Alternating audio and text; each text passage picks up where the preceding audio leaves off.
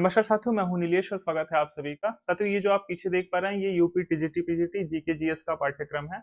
और साथियों, इस पाठ्यक्रम से किस प्रकार प्रश्न पूछे जाएंगे और साथियों उत्तर प्रदेश शिक्षा सेवा चयन आयोग किस स्तर के प्रश्न पूछता है। जैसे अभी साथियों हम लोग बात करें तो हाल ही में असिस्टेंट प्रोफेसर के एग्जाम हुए हैं 2026 में अप्रैल के अंतर्गत। तो साथियों वो प्रश्न भी मैं आपके समक्ष लेकर आया हूँ और ये चीजें साथियों बहुत ही इंपॉर्टेंट है। मैं आपको साथियों सभी चीजें अपने टेलीग्राम ग्रुप में भी प्रोवाइड करा रहा हूँ, जितने भी पीवाईक्यूज हैं उत्तर प्रदेश शिक्षा सेवा चयन आयोग के। और जो साथियों मोस्ट इंपॉर्टेंट क्वेश्चंस हैं, जैसे कोई भी टॉपिक अगर आप ले लीजिए, जैसे साथियों यहाँ पर आप देख रहे हैं पर्यावरण। तो अभी मैंने आज जो है पर्यावरण का पीडीएफ आपको दिया है, लगभग जो है 50-60 क्वेश्चन बहुत इंपॉर्टेंट, जो मोस्ट इंपॉर्टेंट है वो मैंने आपको प्रोवाइड करा है। ऐसे ही साथियों मैं आपको हर टॉपिक पर जो है मोस्ट इंपॉर्टेंट क्वेश्चंस प्रोवाइड करा रहा हूँ और मैं पीवाईक्यूज भी आपको प्रोवाइड करा रहा हूँ। आपको डायरेक्टली साथियों वहां से अपनी परीक्षा में प्रश्न देखने को मिलेगा। तो आप लोग टेलीग्राम ग्रुप से साथियों अवश्य जुड़ जाइए, उसका लिंक आपको डिस्क्रिप्शन बॉक्स में मिल जाएगा। और साथियों हम लोग बात करें तो ये जो आप सिलेबस देख रहे हैं ये UP TGT PGT GK GS का सिलेबस है। और आज जो साथियों मैं आपको प्रश्न पत्र दिखाने वाला हूँ वो 2026 में जो अभी एग्जाम हुआ है साथियों अप्रैल के अंतर्गत असिस्टेंट प्रोफेसर का साथियों पेपर हुआ था। लगभग अगर हम लोग बात करें तो ये 18 और 19 अप्रैल को हुआ था। तो साथियों आप ये समझ सकते हैं कि असिस्टेंट प्रोफेसर का स्तर आप समझ सकते हैं कि वो काफी जो है हाईएस्ट पोस्ट है। और टीजीटी पीजीटी अगर देखेंगे साथियों तो ये अगर आप देखेंगे तो असिस्टेंट प्रोफेसर की तुलना में तो काफी नीचे है। और यहाँ पर साथियों जो मैं आपको प्रश्न दिखाऊंगा आप वो बहुत ही आसानी से सॉल्व कर पाएंगे। तो आप ये उम्मीद कर सकते हैं साथियों कि टीजीटी पीजीटी में असिस्टेंट प्रोफेसर की तुलना में तो जो है आसान ही प्रश्न आपको देखने को मिलेंगे। और आप साथियों आसानी से 20 से 25 प्रश्नों को सॉल्व कर पाएंगे।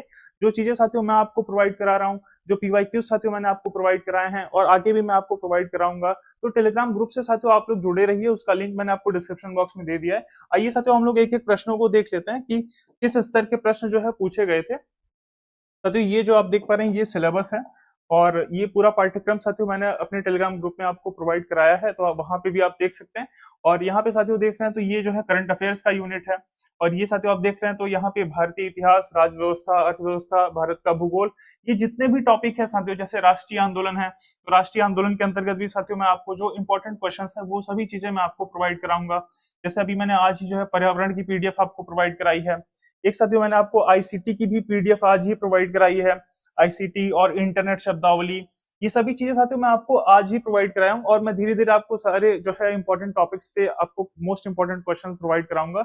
और जितने भी उत्तर प्रदेश शिक्षा सेवा चयन आयोग के द्वारा जीके जीएस के प्रश्न पूछे गए हैं विभिन्न परीक्षाओं में, वो सभी चीजें भी साथियों मैं आपको प्रोवाइड करा दूंगा। तो आप लोग टेलीग्राम ग्रुप से अवश्य जुड़े रहिए। और अब हम लोग साथियों बात कर लेते हैं यहाँ पर। तो ये हमारा साथियों पाठ्यक्रम है और यहाँ पे साथियों अगर हम लोग बात करें तो जो पीवाईक्यूज को मैं आपको कह रहा था दिखाने के लिए, ये देख सकते हैं साथियों ये 2026 में अभी अप्रैल में जो परीक्षा हुई है ये उसी का प्रश्न साथियों मैं लेकर आया हूँ। तो यहाँ पर आप देख सकते हैं तो ये जो क्वेश्चन है साथियों ये बेसिकली जो है वो नोबेल प्राइज से पूछा गया है और 2023 के संदर्भ में जो है ये पूछा गया है। आप यहाँ पर देख सकते हैं कि फिजियोलॉजी या मेडिसिन का नोबेल पुरस्कार 2023 उन खोजों के लिए दिया गया जो है कोविड-19 टीकों में प्रयुक्त किस तकनीक के विकास से संबंधित थी। तो साथियों ये बहुत ही बेसिक सा क्वेश्चन है। आप समझ रहे हैं कि अगर आप करंट अफेयर्स पढ़ते हैं तो नोबेल प्राइज आप जरूर पढ़ते हैं। इसीलिए साथियों मैं आपको ये कहता हूं कि आप कोई भी मंथली वीडियो फॉलो करिए, आपका बहुत ही आसानी से ये सारी चीजें जो है कवर हो जाएंगी। और मंथली वीडियोस में भी साथियों मैंने आपको बताया कि आप जो है एक मंथ की एक वीडियो देखिए, चाहे तो आप वो क्रेजी जी के ट्रिक्स चैनल का देख सकते हैं, अक्षय सर पढ़ाते हैं, या फिर आप जो है कुमार गौरव सर का भी देख सकते हैं। मंथली वीडियो साथियों केवल एक वीडियो आपको देखनी है एक महीने में। और करंट अफेयर्स की प्रिपरेशन साथियों आपको शुरू कर देनी चाहिए जनवरी से लगभग अगर आप जो है नवंबर तक के करंट अफेयर्स को पढ़ लेते हैं तो आसानी से साथियों ये बहुत ही बेसिक क्वेश्चंस हैं। तो यहाँ पे आप देख पा रहे हैं कि इसका डी ऑप्शन सही है। एमआरएनए जो वैक्सीन तकनीक है इसके थ्रू जो है ये इसी क्षेत्र में दिया गया था। नेक्स्ट क्वेश्चन साथियों हम लोग बात करते हैं।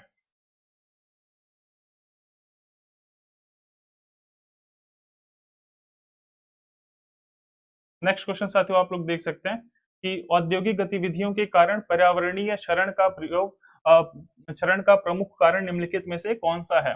तो ये साथियों जो आप देख पा रहे हैं मैं आपको एक बार सिलेबस फिर से दिखा देता हूँ।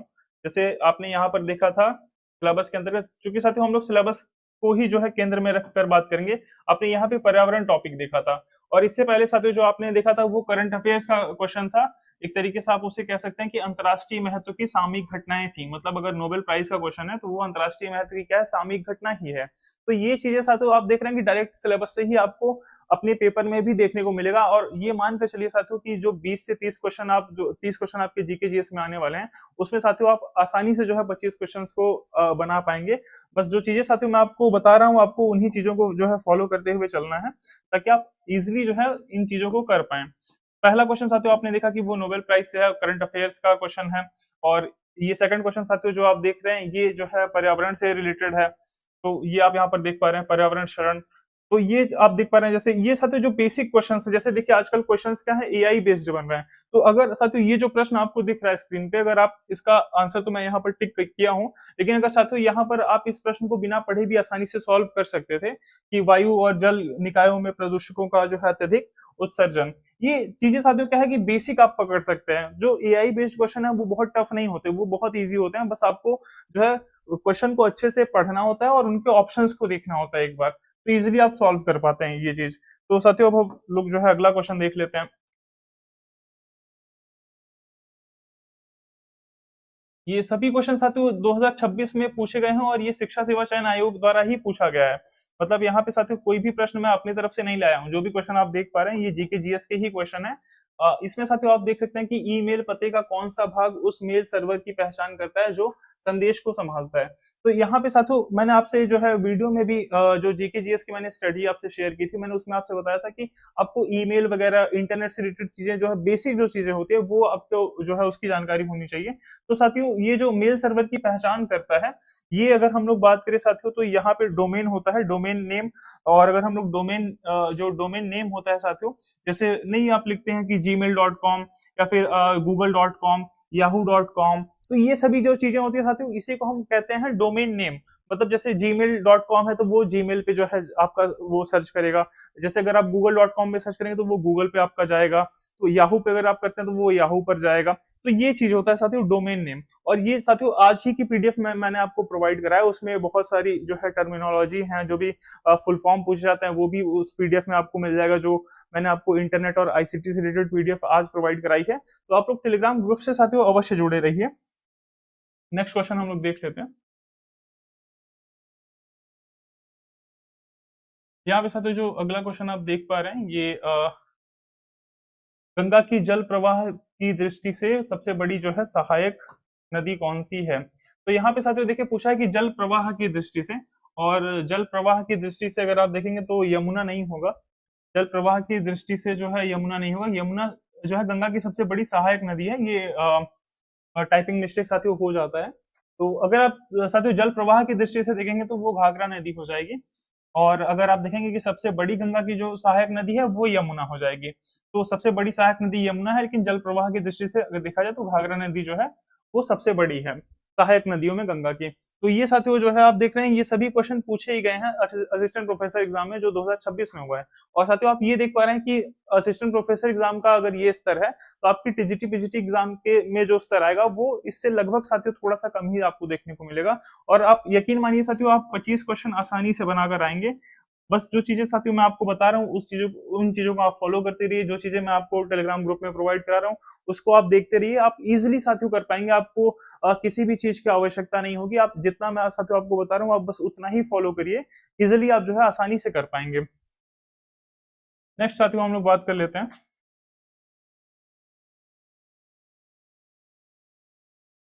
नेक्स्ट साथियों यहाँ पर आप क्वेश्चन देख सकते हैं। ये जो क्वेश्चन आप देख पा रहे हैं ये सूचना एवं संचार प्रौद्योगिकी आईसीटी शब्दावली। देखिए साथियों आईसीटी आपके सिलेबस में है।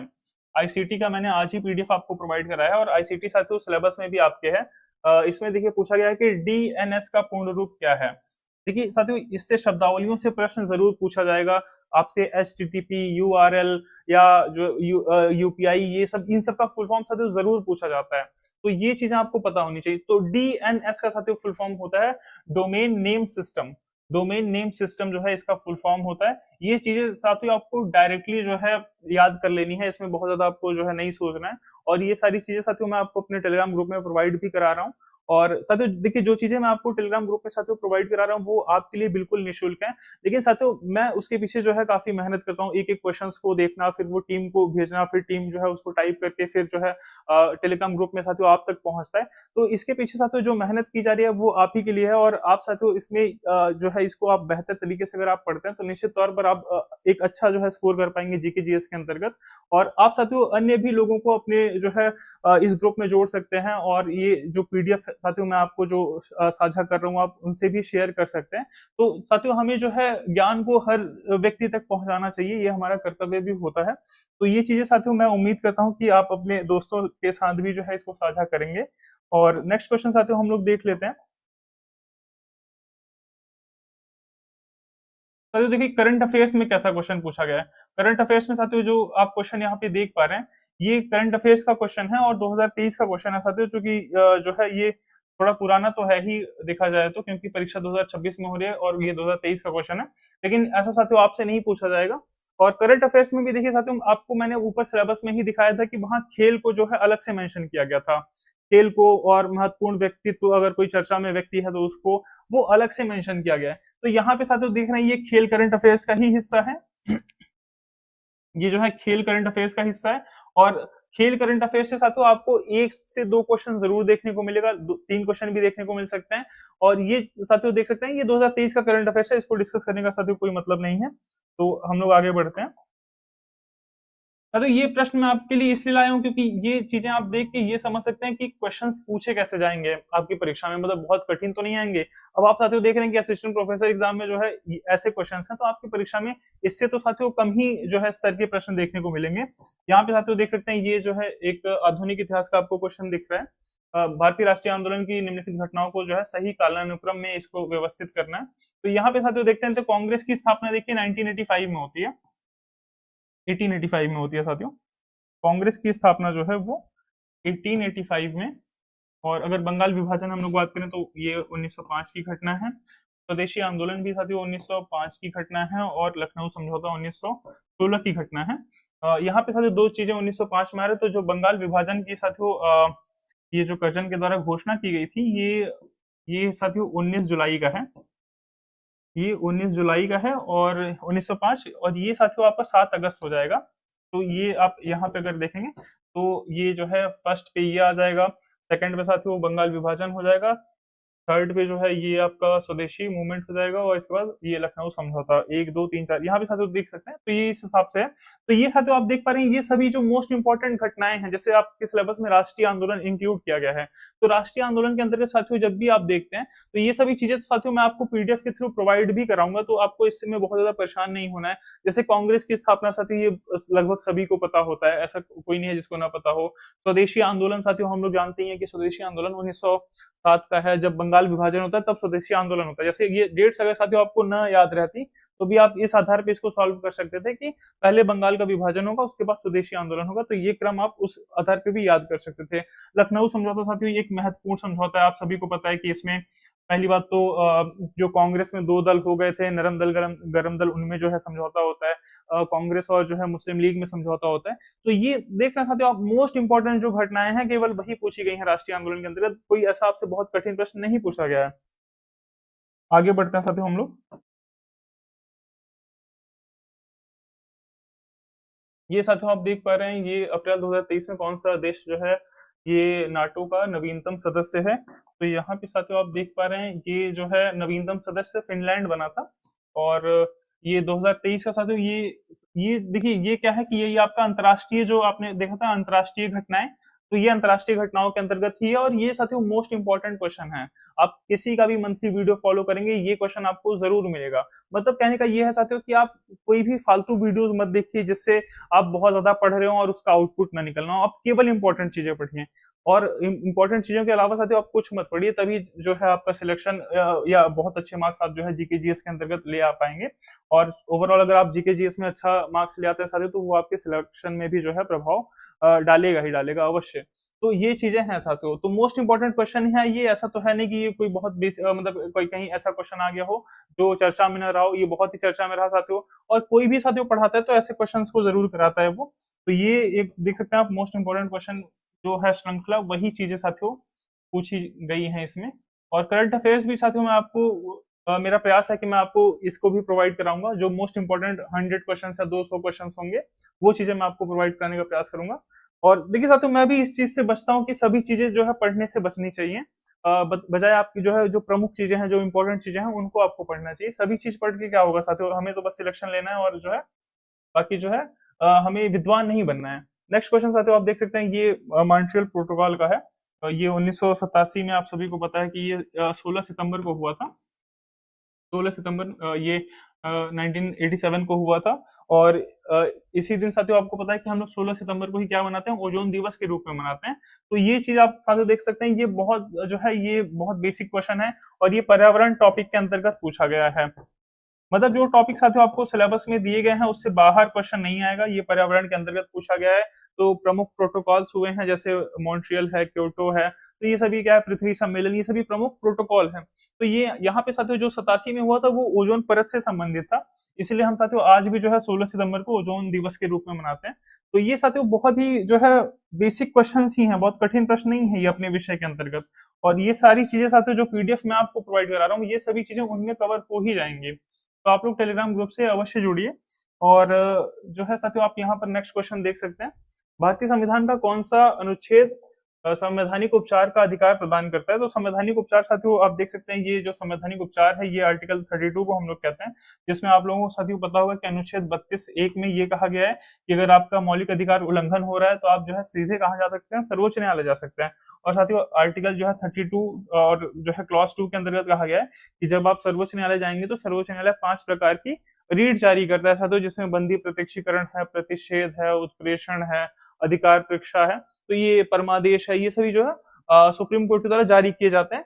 और ये बहुत ही साथियों जो क्वेश्चन आप देख पा रहे हैं बहुत बेसिक क्वेश्चंस हैं संविधान के अंतर्गत, अगर आप देखेंगे तो ये बहुत ही बेसिक क्वेश्चन माना जाएगा। तो ये चीजें साथियों आप देख सकते हैं कि इस प्रकार के प्रश्न जो है आपकी परीक्षा में या इससे भी जो है कम स्तर के प्रश्न आपको अपनी परीक्षा में देखने को मिल जाएंगे। एक बार साथियों मैं आपको फिर से जो है सिलेबस दिखाना चाहता हूँ। ये प्रश्न साथियों दिखाने का उद्देश्य ये था कि आप देख सकते हैं कि कैसे प्रश्न जो है आपकी परीक्षा में पूछे जाएंगे। आप कहेंगे तो मैं इसका पीडीएफ साथियों डाल दूंगा अपने ग्रुप में, और एक बार साथियों आप इसको देख लीजिए सिलेबस को।